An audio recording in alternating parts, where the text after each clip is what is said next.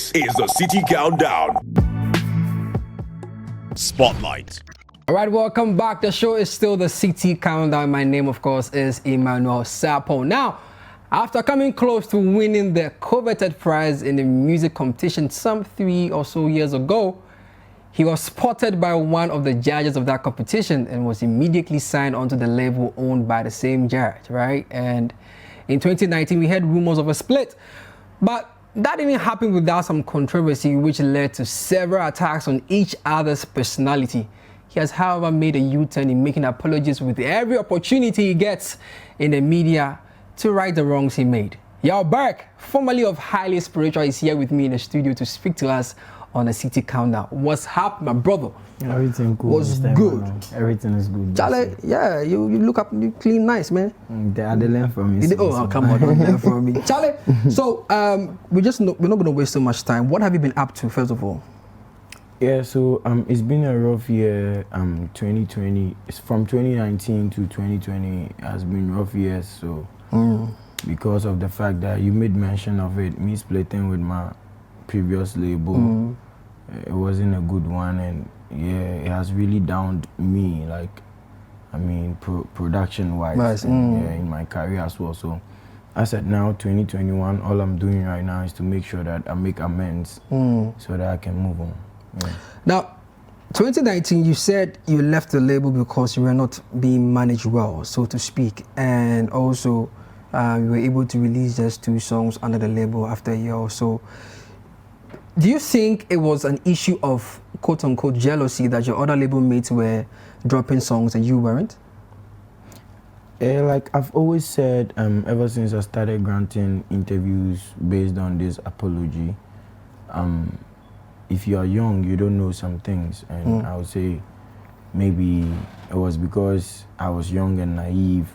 I didn't know what my label boss, which is Kaywa, was trying to do with my life, because immediately you sign to a label, you should know that you are like for the label, you are like for the company.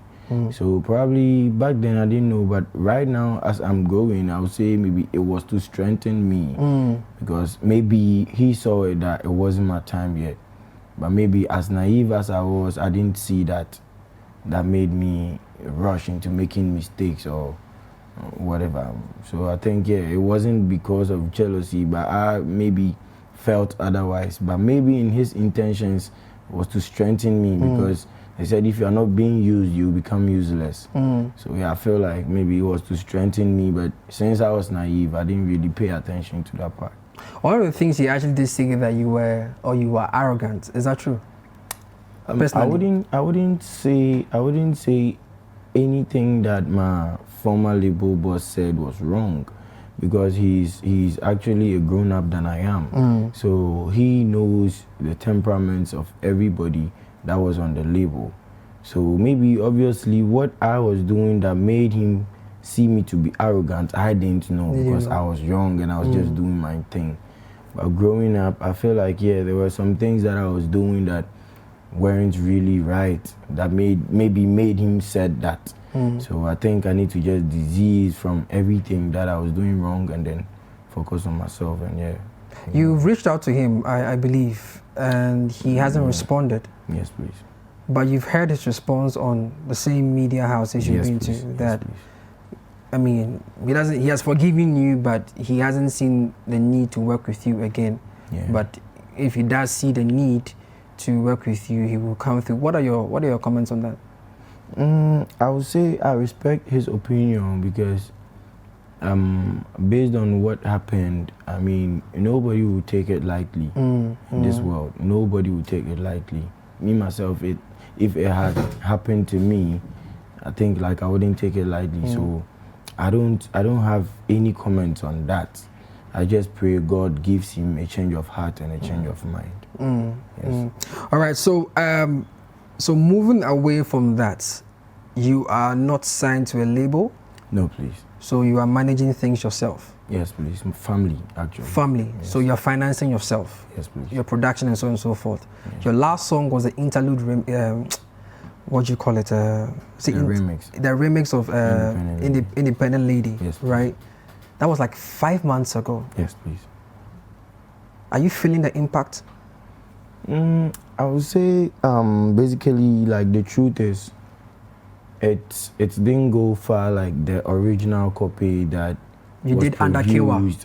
Yeah, by Kaywa went, because I feel like, you know, when you step on the toes of like a grown-up, let's even put an industry person aside, he's a grown-up than I am, so sitting back thinking about it, I know, say, oh, my phone penny, and that alone wouldn't even make your stuff even. It's something that has always been on my mind, like a chain on me. So I couldn't even promote it how I promoted the original one. Yeah, so I think it has had impact on that. Like, it has brought it down a little bit, but we are just praying. I mean, the original song, which was under Kaywa, did well with the numbers. Sure. It went out there, but did you feel like you had to do a remix to prove yourself to him that, you know what, as I go out independently, I can still make it work and I don't need your connection, so to speak? No, actually, Independent Lady remix wasn't to prove anything to anybody or to impress anybody. Kelvin Boy, my brother Kelvin Boy, shout out to Kelvin Boy, he heard the song, he has heard the song, and he was like, oh, this song I really want to jump on. I love and want to jump on. So with that, I was like, okay, Samson, let's open it. Kelvin Boy gives us a verse, and I contacted my sister Miss V as well, and she was also willing to do it, drop a verse. So it wasn't really to prove. So anything. These were free features? Actually, they loved the song. Okay. And they wanted to speak. So they willingly hopped on the song. They wanted to say what they have to on the song. So it wasn't really like something I really rushed for or I really like paid or trying. Yeah, it was out of love. I see. And what's next for you as an artist? I mean, you are knocking on the doors of a father who still hasn't, I mean, he's forgiven you, but I don't know whether he's still trying to teach you some lessons. But for you as an individual, what are you doing, you know, in the midst of all these crises to get yourself out there? Are you talking to labels? Are you looking for investors? Have some labels approached you? I would say, as a matter of fact, I'm paying for Kasebi. I'm saying, and Kate Bakobe Frank Kate not saying in here. So due to the fact that I had issues with my former label, which is Kaywa, I didn't. People that were supposed to even come my way were being reluctant. Wow. So I feel like I need to just do what I have to do as a human being. As I felt remorse, I need to just let it go until someone just comes in. Yeah. Okay. All right. Your story is a very touching one. You made mention of the interviews that 2 people in the industry asked you to do it, and everything was supposed to be like a setup or a fluke or whatever. It was like a stunt just to, I don't know, maybe it was for their own, I can't judge. I would say maybe it was for their own interest because they were trying to shift me or push me to a label that they will have like their own interest or have their ends meet or whatever it was. But as I said, growing up in an industry where you find yourself and you don't know anything about the industry and someone comes from a bigger height and be like, yo, I know this thing, I know this, we can do this, we can leave this side, come here. That was what was going on. So foolishly enough, I joined. Sorry for myself, yeah. Okay, so well, this is like a personal battle, but I feel like everybody is going to be dragged along with the story because we are now going to be looking out for you and what you're going to be doing with your music. So do you have some new projects that you're working on personally, or you're still waiting for that, you know, breakthrough, so to speak? Or you stopped making music? Oh, I can't give up on my passion. I won't ever give up on my passion because music is what I started from infancy. And yeah, so to say, that's how come Kaywa even discovered me. So there's no way I'm giving up on that.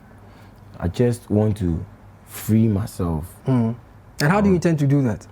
Like I said, from 2019 into 2020 till now, I've always wanted to apologize. But the ways and means to go about it, it's not working. Was being difficult because my godfather Kaywa was he's still, I don't know if he's still angry with me, but he was very angry that I didn't know any means or any medium to go through to get him to calm. But due to Dr. Reverend Abiam, his help, he showed me the platform that, oh, this how come you dented the man's image. So go through the same media, apologize. Right. Probably he will hear. And that way he will know that, oh, okay, yeah, this is the same way he did it right now. He's trying to clear everything. And then when everything is done, that's when we can say we are putting out music. People might even think, yeah, I'm doing this just to get some comeback or something to drop music or not. I feel like I've wronged a big man. Like somebody who is old enough to be like close to my dad or even a big brother. So I feel like I need to just clear this before the fame or whatever can come through. So that means, so as it stands now, you are not doing any EP, album, nothing until this is resolved. Okay. I want to ask you one final question, and this may be a sort of counsel to young and upcoming artists who have estranged, sort of relationship with their managers. The importance of having, the right attitude with your manager, or the importance of being patient as a young artist coming up. If you could share some of your lessons with young artists coming up and their hunger for fame, their hunger to get out there and not going through the process. Yeah. The little I can say from my experience is that, like I said before, we need to allow ourselves to be used, because if we are not being used, we become useless. But if you are being used and you're loyal, you become prosperous. So I would tell everybody out there who's an upcoming artist, you just keep calm, just keep calm. If you feel like you're being used, they are taking you here, you're not getting anything, blah, blah, blah, no, there's always a way. By all means, that little 7 you're 7 will end up being, you being served. Yeah, so that's the little I can tell people. All right, so I've been talking to the man YAW BERK. The first time I heard he used YAW BERK, I don't know if you still say that, but yeah, YAW BERK, you've heard the story. Yeah, the last time you dropped a song was the Independent Lady remix, and I want people to remember, or if there are new viewers watching right now, hop on this guy's music. Is great. He said he's not going to drop any new song, any new project until he deals with his demons, all right? But I want you guys to really, really go check out this song, what is the Independent Lady remix, all right? I'll allow him to do the introduction himself. I know it's been 5 months, but I want you to let viewers go and watch out for the music video. So this is your camera, and I want you to do us the honors. I know, Sawana me do, me new be. So just allow me, cause I'll be your man, oh. You'll be my woman. Don't me visit your crouching from my boo. You also check out Independent Lady remixes out there on every digital platform on YouTube, featuring myself, Kelvin Boy, and Miss V. Go check it out. More go, yeah.